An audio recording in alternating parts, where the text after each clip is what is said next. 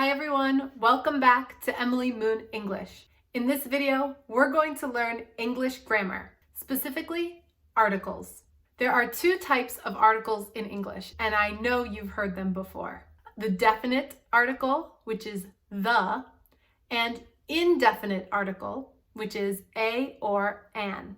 Definite or indefinite just refers to the noun that comes after the article.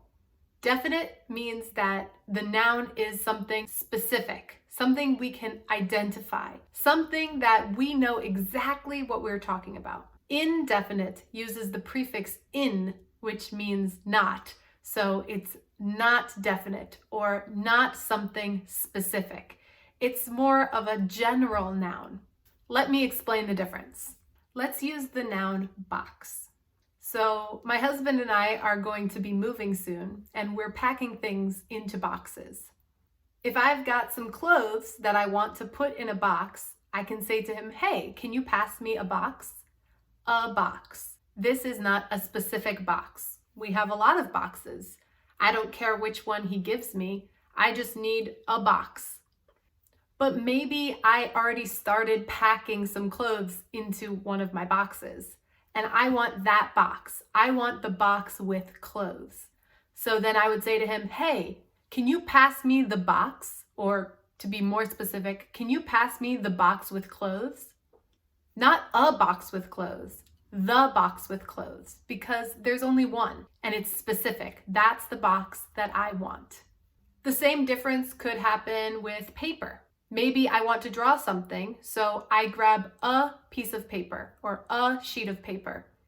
It's not a special paper, I just want any paper so I can start drawing. But maybe I'm taking notes and I need to find the paper I was already using. The paper. I need the paper with my notes on it. That's a specific paper. I can't have any paper because other papers don't have my notes. I need the paper with my notes.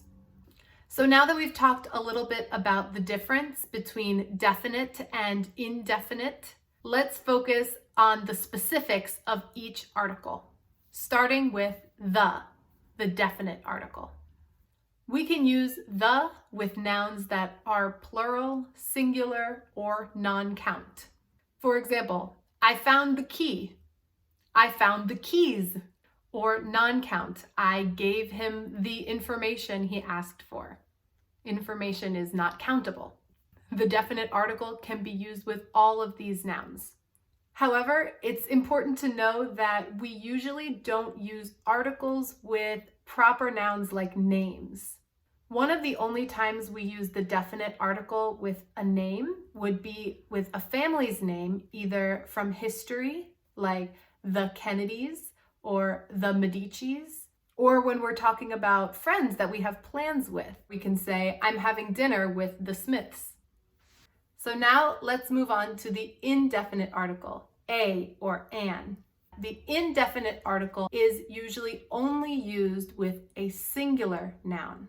And like I said before, the indefinite article is used with nouns that are more general. They're not specific items or specific people. You can say, "I'm looking for a key," but you can't say, "I'm looking for a keys."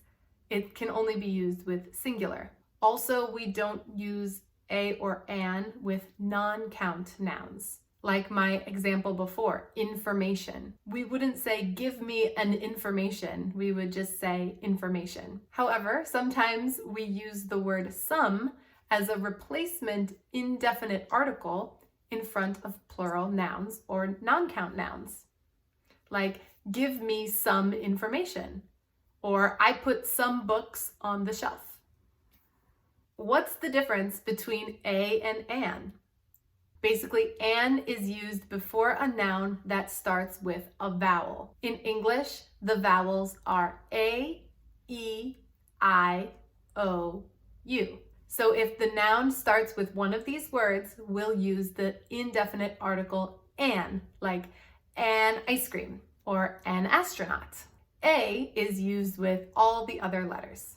So that was a lot, and that's all for this video on articles. In another video, I'll go even deeper on when we don't use a definite or indefinite article. This is called a zero article, and it can be a little bit complicated, so I want to give it its own video. So be on the lookout for that, and make sure to subscribe so you don't miss it. Also, I would love for you to practice your English, so in the comments below, try writing some sentences using definite and indefinite articles.